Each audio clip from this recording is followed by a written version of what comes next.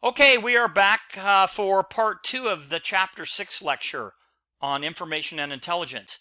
We left off talking a little bit about repetition, and now we're going to jump into recording and videotaping interviews and or interrogations. So many law enforcement agencies across the nation have implemented policy on digital video or audio recording for witness, victims, and suspects. Recordings can benefit both the investigator and the person being interviewed or interrogated.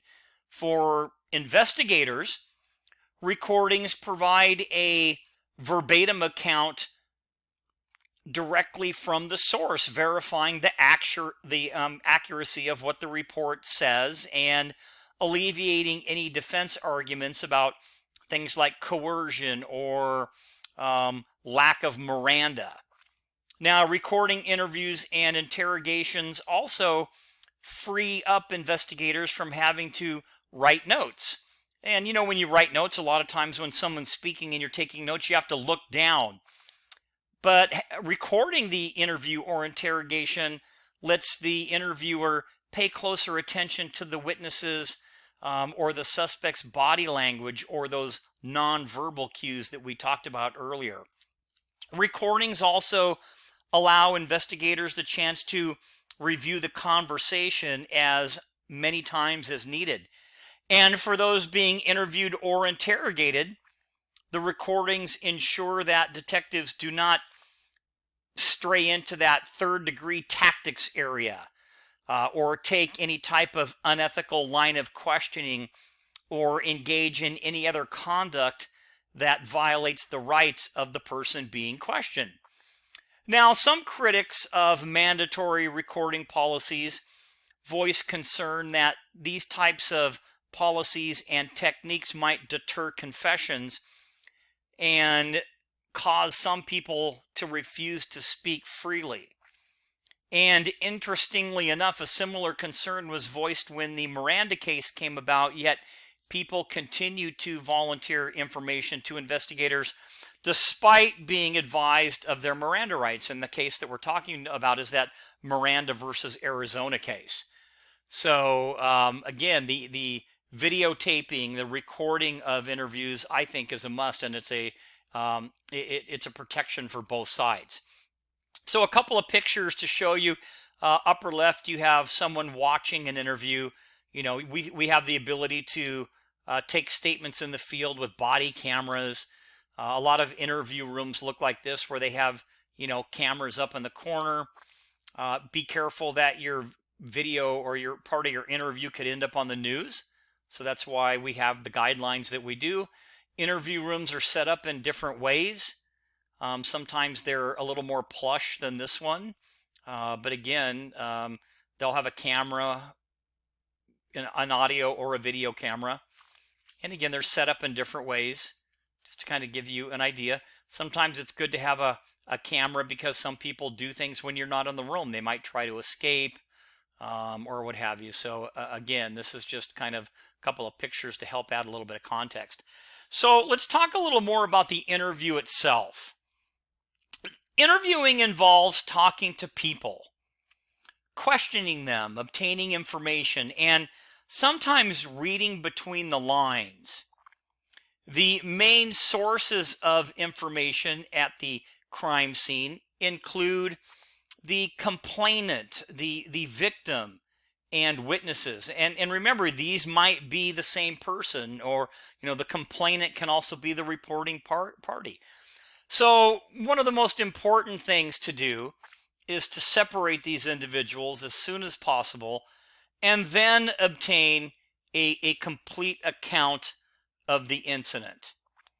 And the reason for separating them is because you don't want to have individuals talking to each other and possibly influencing them. So, and remember, record both positive and negative information. Your job is to get all of the facts. So, you're going to want to get, whether it's positive info towards your case or it's negative, you're going to want to get that as well. And then again, separate the witnesses so that way they can't start to talk amongst themselves. And we kind of talked a little bit about why. So a couple more things before we talk into advanced planning. Finding, detaining, again, and separating witnesses are of high priority. Witnesses who are not immediately detained can kind of drift off into the crowd and decide not to become involved or come forward. And sometimes witnesses might even leave the scene without realizing their importance to an investigation. So that's why it's important that you locate these witnesses as quickly as you can. If nothing else, get their names and addresses, so if you need to speak to them at a later time, you can. In most cases, again, it's important to interview the complainants first, because they can often provide enough information to determine whether a crime has been committed, and if so, what type of crime it was. And anyone who saw what happened, how it happened, or who made it happen would be interviewed next, and this would be maybe a witness. And keep in mind also that witnesses might be in a state of shock or panic or frustration or even anger. So in the presence of such emotion, remain calm and show empathy and understanding. And then finally, after interviewing witnesses, interview the people who can furnish facts about what happened before or immediately after the crime, or who have information about the suspect or the victim. So not all people with relevant information are at the crime scene. Some people in the general area may have seen or heard something of value before or after the crime. So kind of think of things in a little bit more of a broad fashion. Do a little bit of advanced planning when we're talking about interviews. Many interviews, at least the initial ones, are conducted in the field, and they really don't allow time for planning. Now, if time permits, plan for your interview. And that means reviewing reports about the case before you start asking questions. Learn as much as possible about the person that you're going to question before you start your interview. Know which questions you need answers to, and have a plan to approach, a plan of approach to the likely responses from those, who you are interviewing. So this means anticipating how people might respond. A well-planned and prepared interview will basically mean greater success in obtaining information or even getting a confession, and prevents the need for follow-up interviews when an investigator has forgotten to ask something. So you want to get it all done at once if you can. But there is going to be a need possibly for some follow-up. So part of your advanced plan, if you have time, would be selecting the time and place. Sometimes there is no time to decide when and where to conduct an interview. Arriving at a crime scene, you may be confronted with a victim or witness who immediately begins to supply important information. And recall that these immediate statements, these spontaneous statements, are extremely valuable. Therefore, you need to record these as close to verbatim as possible. Also, immediate contact with people who have information about a crime improves the chances of obtaining information, pertinent information. And although emotions, again, might be running high, witnesses are usually best able to recall details immediately after an incident. They are also less likely to embellish or exaggerate their stories because others might be present who can be asked to verify their information. Moreover, witnesses, again, can be separated so they won't have the opportunity to talk or compare details. But if you interview someone in the field very quickly, they're not really going to have time to make up any type of a story. So that's another good reason for sometimes, getting a statement as quickly as possible. But as part of this time and place, ensure the scene is safe and determine, who the complainant is, the eyewitnesses, who are they, and who are the witnesses. And remember that witnesses do recall details best immediately after something happens. So how do we begin our interview? So if we're going to talk to somebody. Now remember, this isn't an interrogation. This is an interview. So you're talking to a witness or a victim. And if you need to go to the station to talk to a victim in a more, in a kind of a standard setting, and you're going to record them and everything else, you're probably going to do that with a lot of victims. But initially, in the field, you're going to have to get information quickly. So how an interview is started is extremely important. At this point, the interviewee and the interviewer kind of size each other up.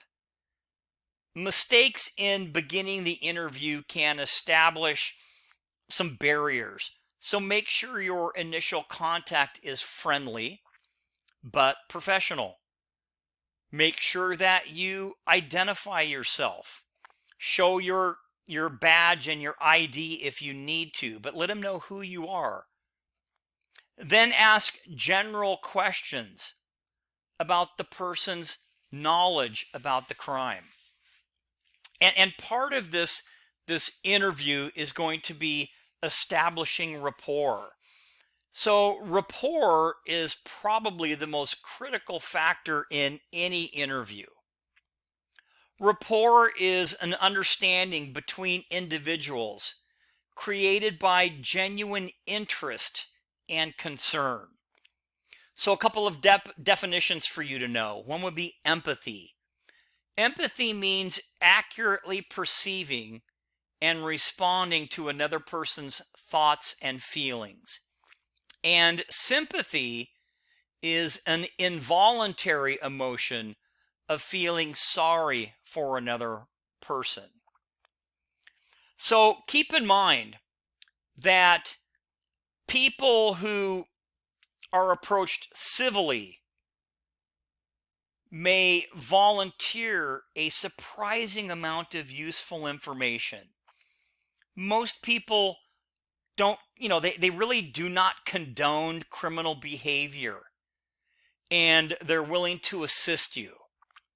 So understand that careful listening will enhance rapport. So take a personal interest. Really listen to the person, and that's gonna help you establish that rapport. Also, understand the importance of networking as it relates to interviews. So most people are familiar with the concept of a business or professional network, a body of personal contacts that can further one's career. Now, in reality, networks can extend much farther than this concept. Networks also establish relationships between people and their beliefs. And networks produce a context in which to understand a person.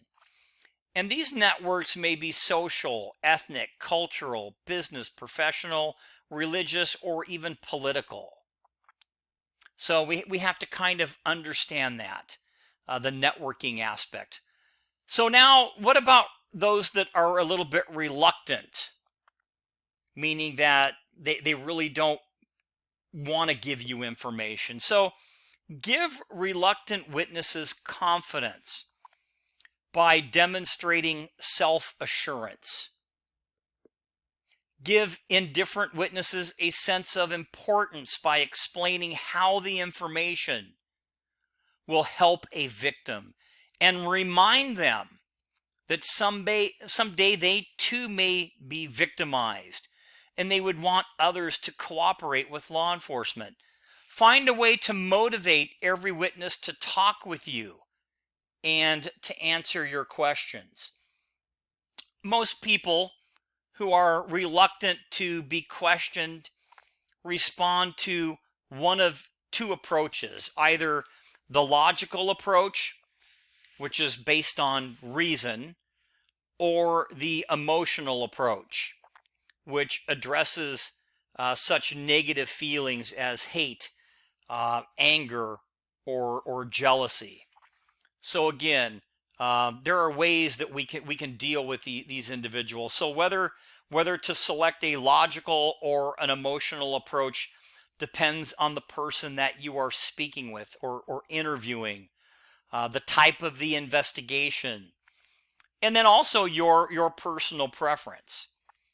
So let's get a little specific now on interviews, and then we're going to move to interrogations. So interview style has important implications for how much information is received from people. So the cognitive interview tries to get the interviewee to recall the scene mentally by using simple techniques aimed at encouraging focused retrieval. And these techniques include allowing interviewees to do most of the talking, asking open-ended questions, allowing ample time for answers, avoiding interruptions, and encouraging the person to report all details, no matter how trivial they might seem. The cognitive interview method calls for using a secluded and quiet place that's free of distractions, and really encouraging a person to speak slowly and take their time.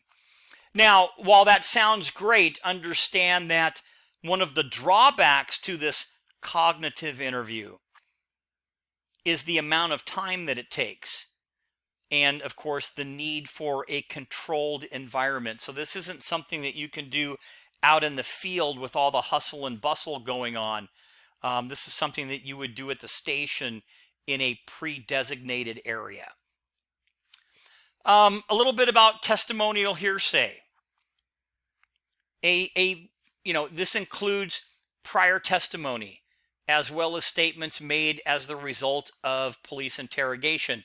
So witness statements obtained through such structured questioning are inadmissible in criminal trials unless the witness is unavailable to testify and was previously cross-examined by the defense attorney. So we just want to make sure that we understand that hearsay, typically in a trial, they're going to want the individual who made a statement to come to court. And if you're taking a statement from an individual who heard something and that's what they're telling you, that's what hearsay means. It's kind of third-party information.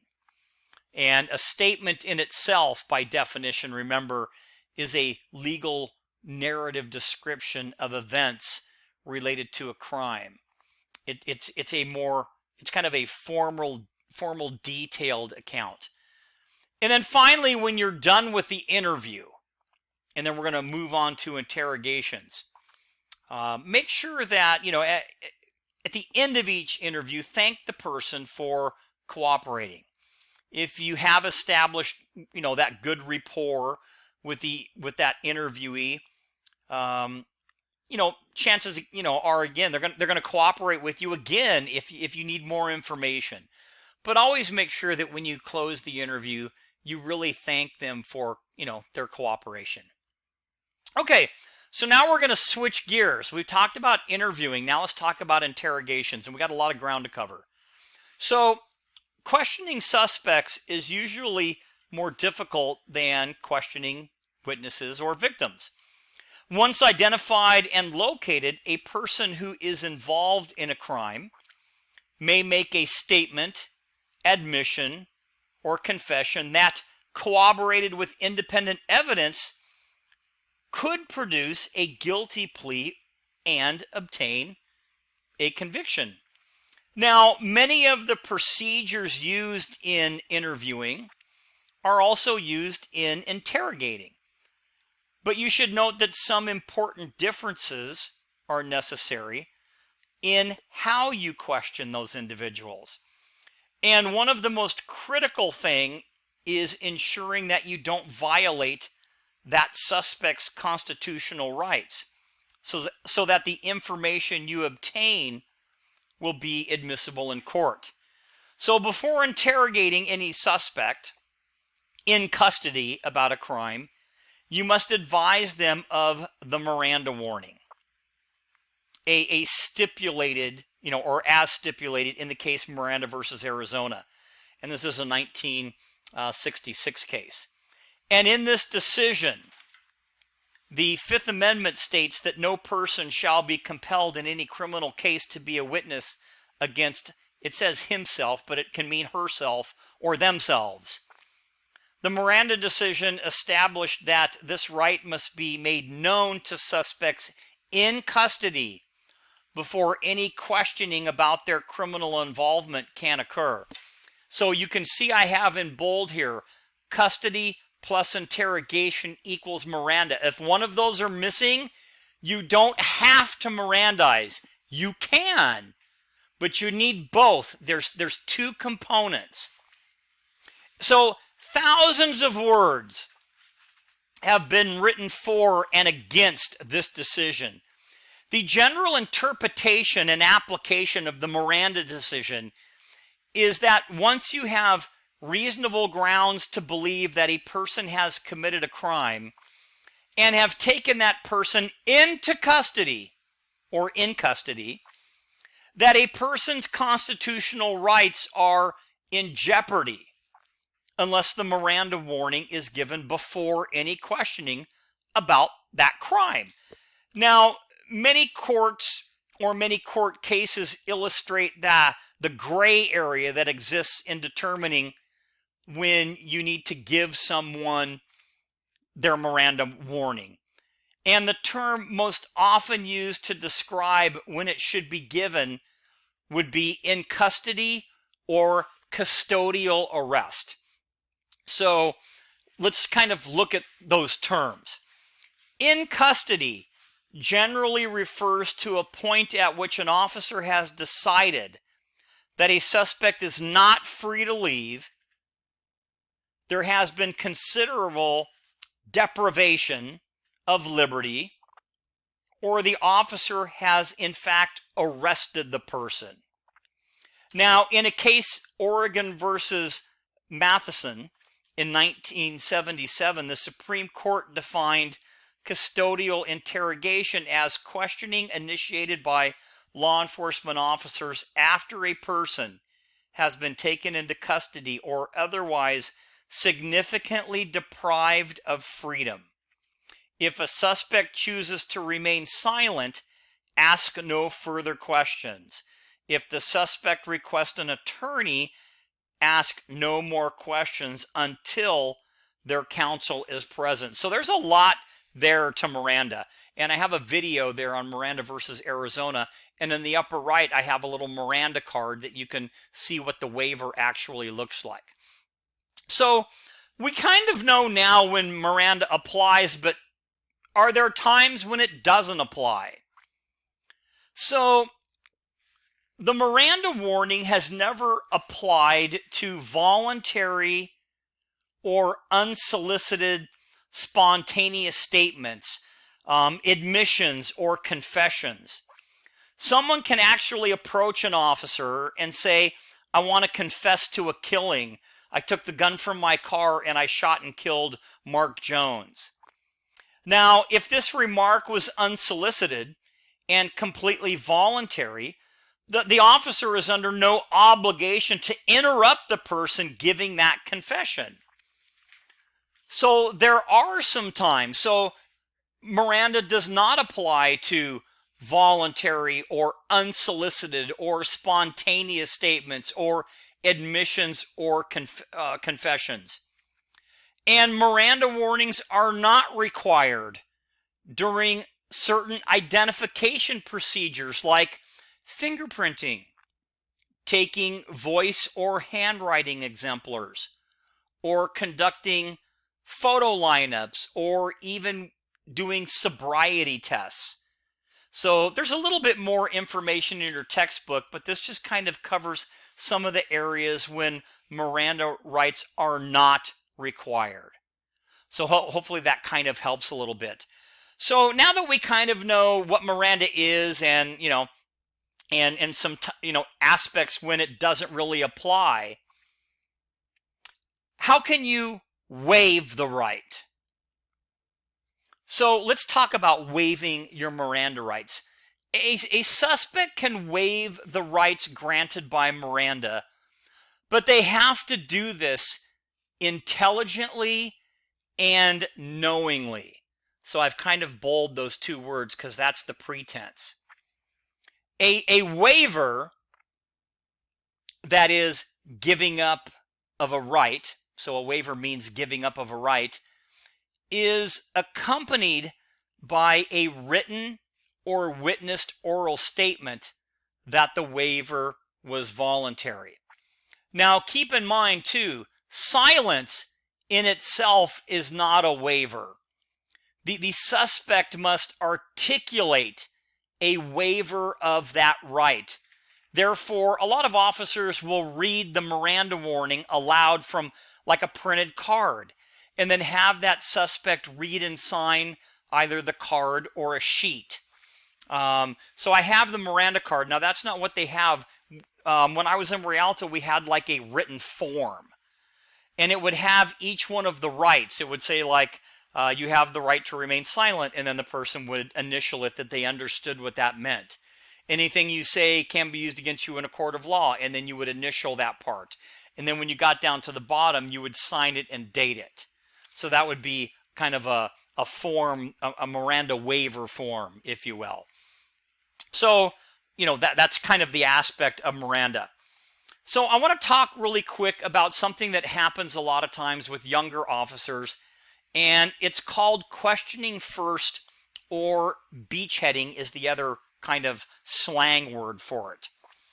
So an interrogation technique commonly used in some departments is called the question first or beachheading technique. And here an officer questions a custodial suspect, so somebody arrested in custody, giving the Miranda warnings, and obtains incriminating statements. The officer then gives the warning, gets a waiver, and repeats the interrogation to obtain the same statement. The thinking behind this technique is that even though the first statement would be suppressed, the second waived statement would be inadmissible. So basically, it's an officer questions a suspect without Miranda. They get the statement that they want. Then they re-Mirandize the person for the interview, and then they think that that's going to be okay, but they didn't Mirandize them in the first place. Does that kind of make sense? And that's called beachheading, meaning questioning first, and then kind of throwing Miranda in there after they figure out the person's going to give them that statement. And that is completely unconstitutional. So just keep that little phrase in mind. So a couple of other important things on interrogation. So Chapter 4 discussed a little bit how the Fourth Amendment restricts searches. Remember that? And this chapter, of course, discusses how the Fifth Amendment restricts confessions. So often the two amendments that become intertwined are the Fourth and Fifth Amendment. And we're going to see that in this particular case called New York versus Quarles. And this is the public safety exception. And this is a case in which an emergency search resulted in a Fifth Amendment issue. So this basic case is called the public safety exception. And it was back in 1980 where two police officers were stopped by a young woman who told them that she had been sexually assaulted and gave them the description of the person. And he said that that person just entered a supermarket and was armed with a gun. And the suspect in this case, Quarles, he was found, and one officer ordered him to stop, and then Quarles ran. And the officer momentarily lost sight of him. And when he was apprehended and frisked, he was wearing an empty shoulder holster, but the gun was gone. So the officers, fearing for the safety of the public that some little kid might get a hold of the gun, asked the individual outside of Miranda, hey, what did you do with the gun? And the person told him, hey, it's over there. So this case, this public safety exception allows officers to go outside of Miranda if an emergency exists, like in this example of finding a gun. But it has to be, the questioning has to be directly towards public safety and not to the crime itself. So hopefully that kind of makes sense. So it would have, in the case of Quarles, they had to ask about where the firearm was, nothing about the sexual assault, and it had to be public safety. So with that kind of, again, understand the right to counsel under the Fifth and Sixth Amendments. The Fifth Amendment protection against compelled self-incrimination by requiring suspects to be told of a right to counsel. And the Sixth Amendment right to counsel, however, does not really address the custody part. But understand, when we're talking about interrogations, we are going to be talking about the Fifth Amendment and the Sixth Amendment. So with all that said, let's start the interrogation. And part of that might be selecting the time and place. So like interviews, interrogations are conducted as soon as possible after a crime. And selecting the right place to question somebody is critical, because they are usually reluctant to speak because they're suspected of the crime. They're the suspect, right? So most interrogations are conducted at police headquarters, at your station. However, if a suspect refuses to come to the station and evidence is insufficient for an arrest, the interrogation may take place at the crime scene. But really what you want to do is you want to bring them to the station where you have control of your surroundings.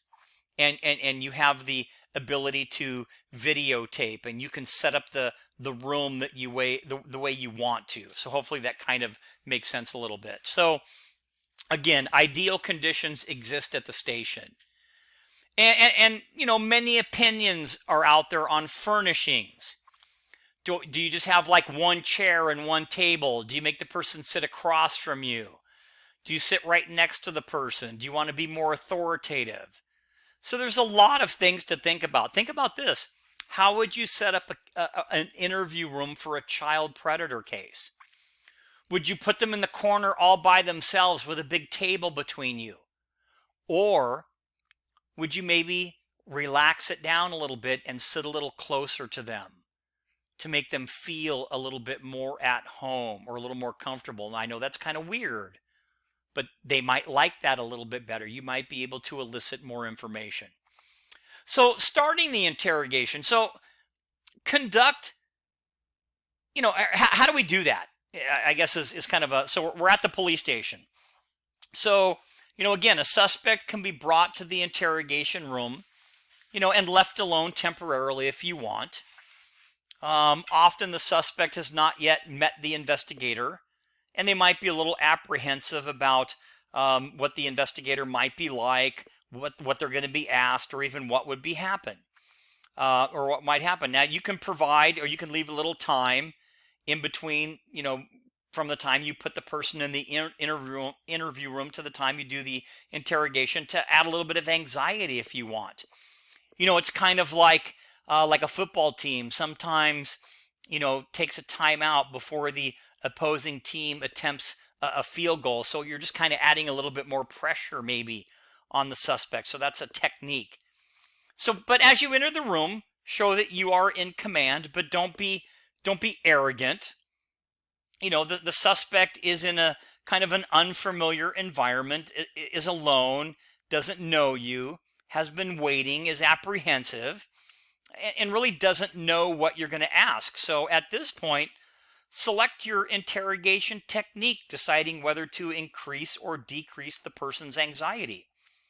And some investigators accomplish their goal by friendliness, and others by a little bit of being a little bit more authoritative. You may want to show your identification again and introduce yourself and state the purpose for the interrogation. And don't forget to read the individual their Miranda rights. Okay, don't become so wrapped up in yourself and your quest for information that you overlook body language. So watch for that nonverbal communication. Remember that's important, because that may indicate deception or anger or even indifference. Research has shown that 10% of a message delivered is verbal and about 90% is nonverbal. So, if you can correctly interpret, what you see based on body language, you're going to be way ahead in your interrogation. Establish rapport. Show that cooperation is desirable, of course. So, as with interviewing, specific approaches during interrogating might encourage cooperation or even induced silence and non-cooperation. The techniques for establishing rapport during an interview also apply in an interrogation. So, understand these different techniques. Try any approach that shows the person that cooperation is more desirable than non-desirable. It is important, remember, to have some knowledge of the suspect's criminal history. It also helps to know, if you can, know why the crime was committed. Some crimes are committed out of passion or panic or fear, and other crimes result from the demands of the moment. It takes skill to obtain information from those involved in crime, especially if they know the consequences are going to be severe. Suspects who understand there is no easy way out of a situation, they might become cooperative. So, don't make any promises, but remind the person that, the court decides the sentence and is more than likely to be easier on those individuals that cooperate. And the approach that you may want to take, as with interviews, interrogations can follow that emotional or logical approach. An emotional approach is either empathetic or even a little bit of authoritarian. After talking with the suspect, select the approach that seems to offer the best chance for getting the information that you want. And again, we've talked, rapport has been stressed. Rationalization and minimization are among some techniques that are commonly used for interrogation. But I'm going to give you a couple techniques, and I'm going to go through them quickly because we're starting to run low on time, and I'll let you go back in the textbook and you can kind of fill in the blanks. But inquiring directly or indirectly, that's really important. For example, an indirect approach may be phrased, have you ever been in the vicinity of Elm Street and Grove Street? That allows for a little bit more of an answer. You may want to force a response.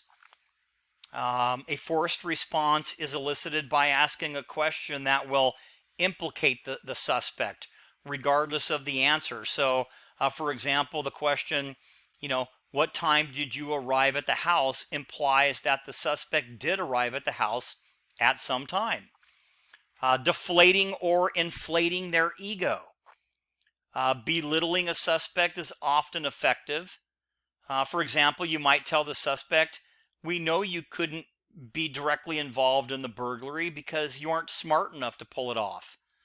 So you can do that. You can also inflate the person's ego, praising the skill shown by committing that technical burglary. So there's all these different, approaches to your interrogation.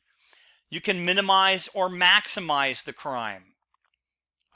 Concentrate your efforts on the crime itself, ignoring for the moment the person. Instead of using the word crime, say, that thing that happened, kind of minimizing it.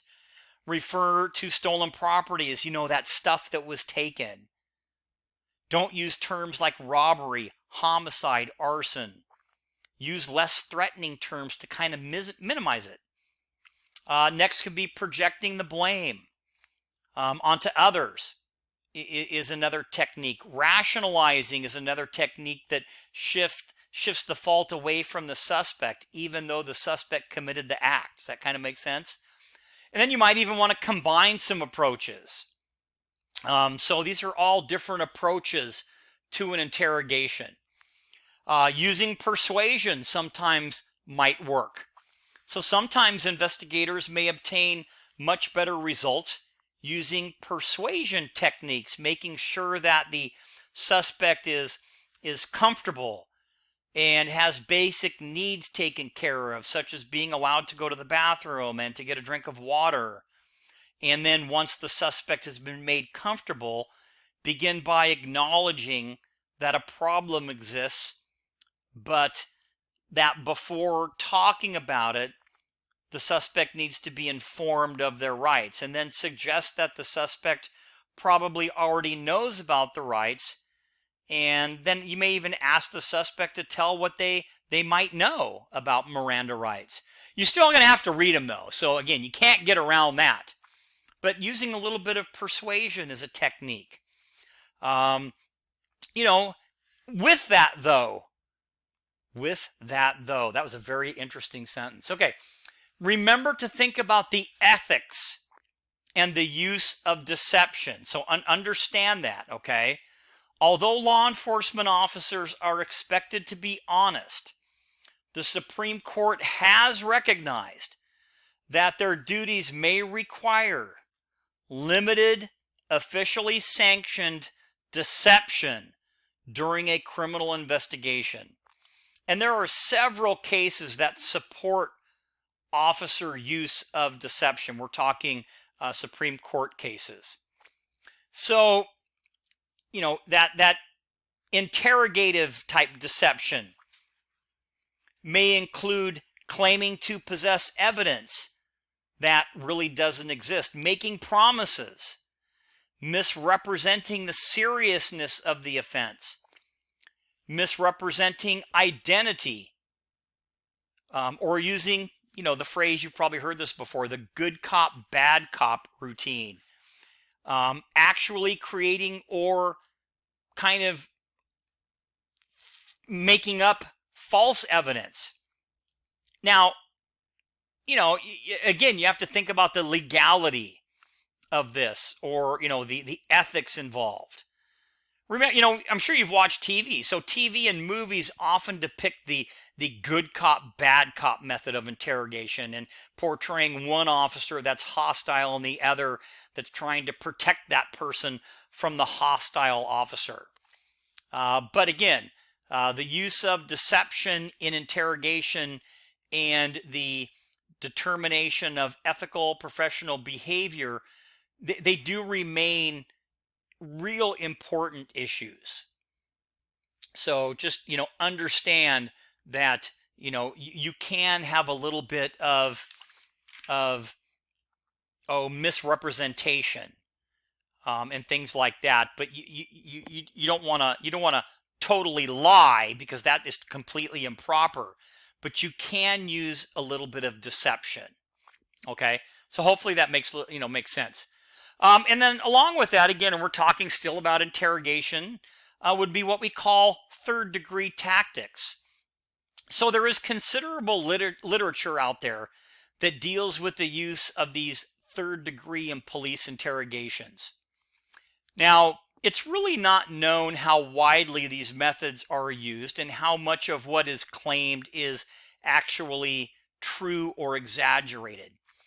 But third degree is the use of physical force, the threat of force, or other physical, mental, or psychological abuse to induce a person to confess to a crime. And third-degree tactics which are illegal include any type of striking, denying food or water or sleep for ungodly periods of time, not allowing a person to use the restroom, having a number of officers ask questions in shifts for extremely prolonged periods of time, and just flat out refusing normal privileges. So obtaining information by any of these methods is inexcusable, and any information so obtained, including a confession, is going to be inadmissible in court. There's a case that talks about it a little bit. It's the Bruton rule. Actually, that talks more about admissions and confessions, which is what I think we're going to go into now. Okay, so let's talk about admissions and confessions. So when a suspect has become cooperative, you can increase the amount of conversation. And once rapport is established, listen for words indicating that the suspect is in some way connected with the crime, such as, "I didn't do it, but I know who did." And if the suspect is not implicated in the crime, but has relevant information, attempt to obtain a statement. If the suspect is implicated, try to obtain an admission or a confession. And we're going to talk a little bit about the difference between those two. So admissions and confessions, they are in fact voluntary, of voluntary nature. But let's look at the difference. So I have a couple of video clips here. One is a waterboarding clip and the other is a scene from Taken. And these are interrogation techniques that you can't do. So talking about third-degree tactics, but the videos are actually kind of interesting to watch. But let's talk a little bit more about admissions and confessions. An admission contains some information concerning the elements of a crime, but falls short of a full confession. Now, a confession, on the other hand, is information supporting the elements of a crime by a person involved in committing it. And it can be oral or written, and it must be voluntary and not given in response to threats, promises, or rewards. It can be taken in question and answer form or in a narrative handwritten by the suspect or the interrogator. And then going back to this slide right here real quick, talking about that case I spoke of. According to the Bruton rule, and that's a case Bruton versus United States, which resulted from, again, that Bruton case, a defendant's Sixth Amendment right to confront and cross-examine witnesses against him is violated if a confessing defendant's statement is used against a non-confessing defendant at their joint trial.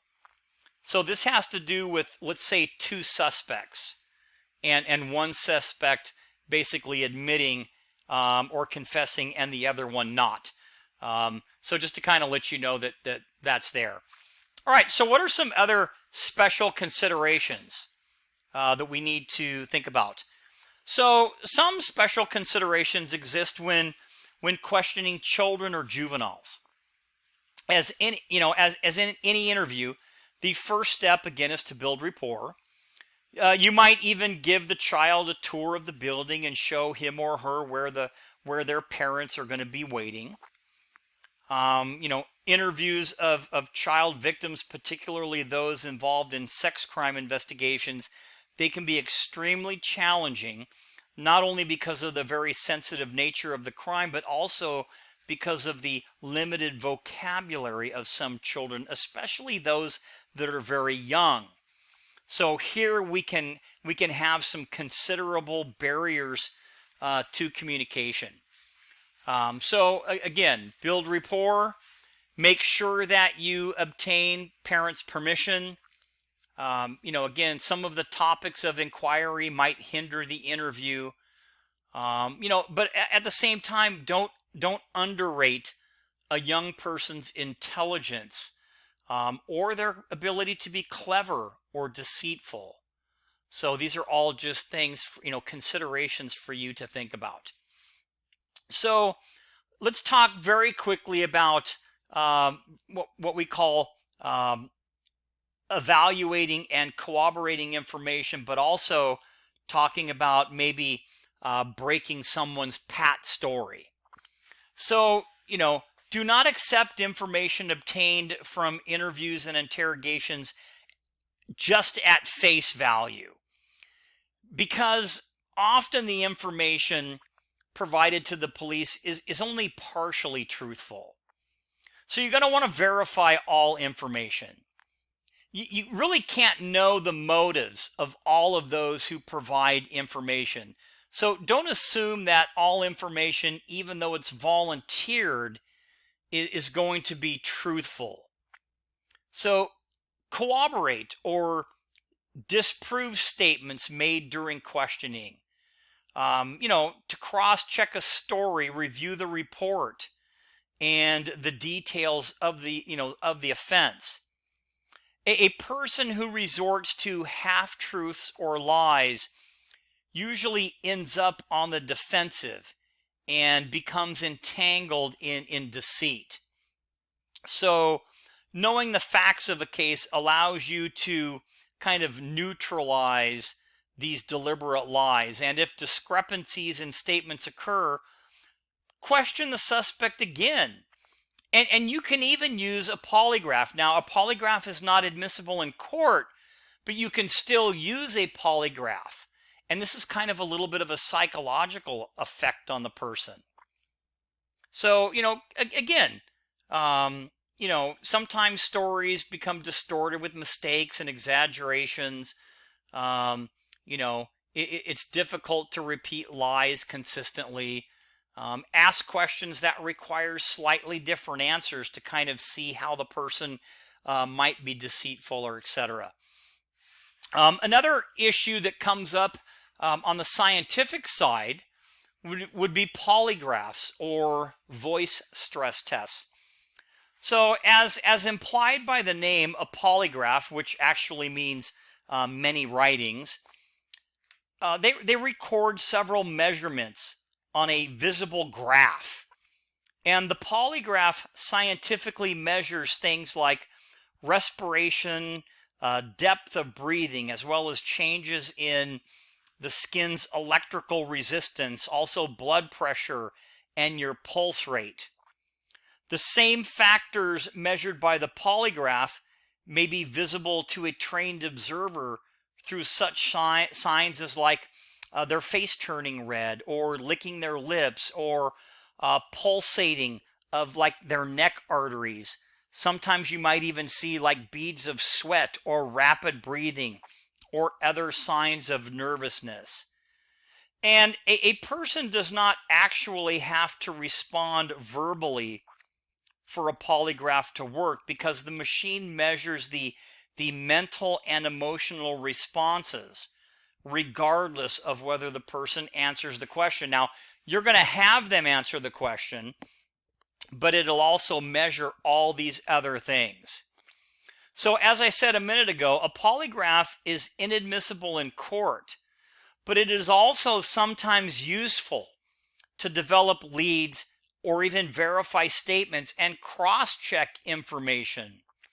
Moreover, as I said a minute ago, it provides the police with a psychological advantage that may actually lead to a confession. Now, if somebody confesses in court, even though whether or not they took a test, a polygraph or not, that confession is still going to be admissible. But the polygraph, itself, is going to be, polygraphs are typically inadmissible. So, okay. So enough on the polygraph. Some other kind of interesting things out there might be the use of psychics or profilers. You know, psychics they're popular on TV. The use of psychics in investigations, it's a little bit controversial. Profilers tend to be a little more accepted because profiling combines art and science. A lot of times you might have profilers working within, let's say, the FBI. So a little bit more of an acceptance level as it relates to profiles. And then I want to talk really quick, just finish up with the words that we started off with, and that's information versus intelligence. So information is simply data that by itself is limited. It's got limited value. But information that is analyzed, refined, and connected to other information becomes intelligence. So the FBI defines intelligence as both a product of information analysis and refinement, and a process through which information is identified, collected, and analyzed. Okay, that was a lot, but we made it underneath the 60-minute mark. So I know I just briefly touched on a lot of this information, but I know that you're great students and you're going to go back through and you're going to read the chapter in your textbook to kind of fill in the blanks. So to kind of summarize things, the goal of interviewing and interrogating is to determine the truth. Two basic requirements to obtain information are to listen and observe. Interview anyone other than a suspect who has information about the case. Special considerations are also observed when we're talking about children or youth. And sometimes you can use scientific aids, but even though they may not be themselves admissible in court, you can still use the scientific aid. All right, so that's going to conclude part 2 of chapter 6, talking about obtaining information and intelligence. So until next time.